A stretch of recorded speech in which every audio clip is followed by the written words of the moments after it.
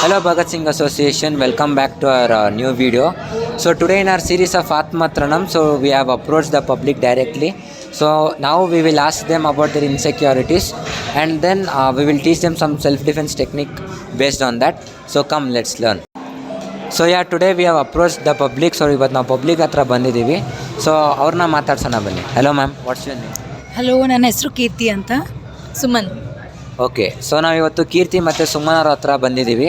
So ಇವ್ರನ್ನ ಕೇಳೋಣ ಬನ್ನಿ, ವುಮೆನ್ ಹರಾಸ್ಮೆಂಟ್ ಮತ್ತು ವುಮೆನ್ ಸೇಫ್ಟಿ ಬಗ್ಗೆ ಇವ್ರಿಗೇನು ಅಭಿಪ್ರಾಯ ಇದೆ ಅಂತ. ಸೊ ಮ್ಯಾಮ್, ನಿಮಗೆ ಇವಾಗ ನೀವು ನೋಡ್ತಾ ಇರ್ಬೋದು, ಹೊರಗಡೆ ಪಬ್ಲಿಕಲ್ಲಿ ತುಂಬ ಇನ್ಸಿಡೆಂಟ್ಸ್ ನಡೀತಾ ಇರುತ್ತೆ. ಸೊ ಈ ವುಮೆನ್ಸ್ಗಂತೂ ಸ್ವಲ್ಪ ಸೇಫ್ಟಿ ಕಮ್ಮಿನೇ ಬ್ಯಾಂಗ್ಳೂರಲ್ಲಿ. ಸೊ ನಿಮಗೆ ವುಮೆನ್ ಹರಾಸ್ಮೆಂಟ್ ಮತ್ತು ವುಮೆನ್ ಸೇಫ್ಟಿ ಬಗ್ಗೆ ನಿಮ್ಗೇನು ಅನಿಸುತ್ತೆ?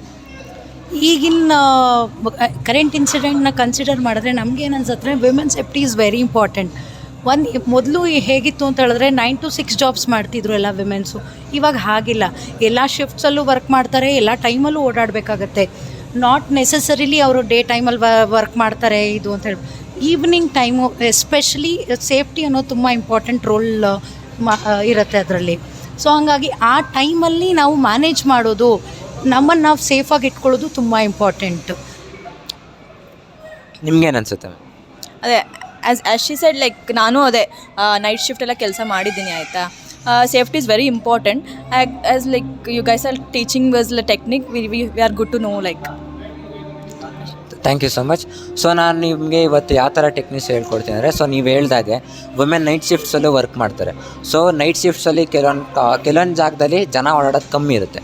ಸೊ ಆ ಟೈಮಲ್ಲಿ ಇವಾಗ ಯಾರು ನಿಮ್ಮನ್ನ ಫಾಲೋ ಮಾಡ್ಕೊಂಬಂದರು, ನಿಮ್ಮನ್ನ ಹರಾಸ್ ಮಾಡೋಕ್ಕೆ ಟ್ರೈ ಮಾಡಿದ್ರು, ಆರೆಲ್ಸ್ ನೀವು ಮೊಬೈಲ್ ನೋಡ್ಕೊಂಡು ನಿಂತಿರ್ತೀರ. ಸೊ ಮೊಬೈಲ್ ಸ್ನ್ಯಾಚ್ ಮಾಡಿಬಿಡ್ತಾರೆ, ಚೈನ್ ಸ್ನ್ಯಾಚಿಂಗ್ ನಡೆಯುತ್ತೆ, ಪರ್ಸ್ನ ಸ್ನ್ಯಾಚ್ ಮಾಡ್ತಾರೆ. ಸೊ ನಿಮಗೆ ಇದಿಷ್ಟರಲ್ಲಿ ನಿಮಗೆ ಯಾವುದು ಮೋಸ್ಟ್ ಇನ್ಸೆಕ್ಯೂರ್ ಅಂತ ಅನಿಸುತ್ತೆ? ಕುಡ್ ಬಿ ಮೊಬೈಲ್, ಬಿಕಾಸ್ ಕೈಯಲ್ಲೇ ಇಟ್ಕೊಂಡಿರ್ತೀವಲ್ಲ, that is easy to snatch ಅಂತ ಅನ್ಸುತ್ತೆ. ಏನು ಅನಿಸುತ್ತೆ ma'am? Also it's very important for us. Yeah. So ನಾನು ನಿಮಗೆ ಇವತ್ತು ನೀವು ಕೇಳಿದ ಪ್ರಕಾರ ನಿಮಗೆ ಇವತ್ತು ಮೊಬೈಲ್ ಸ್ನ್ಯಾಚಿಂಗ್ ಬಗ್ಗೆ ತಿಳಿಸ್ಕೊಡ್ತೀವಿ.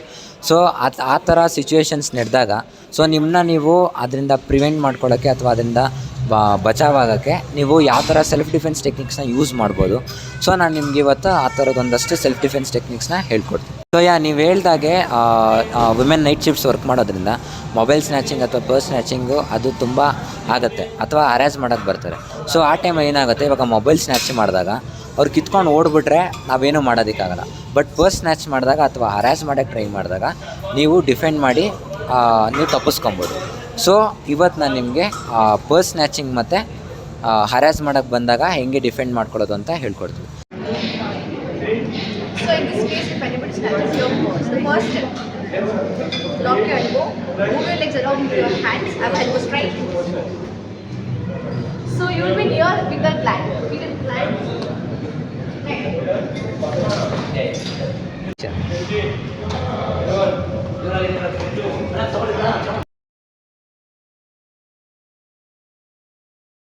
So for more videos and content, please follow our YouTube channel.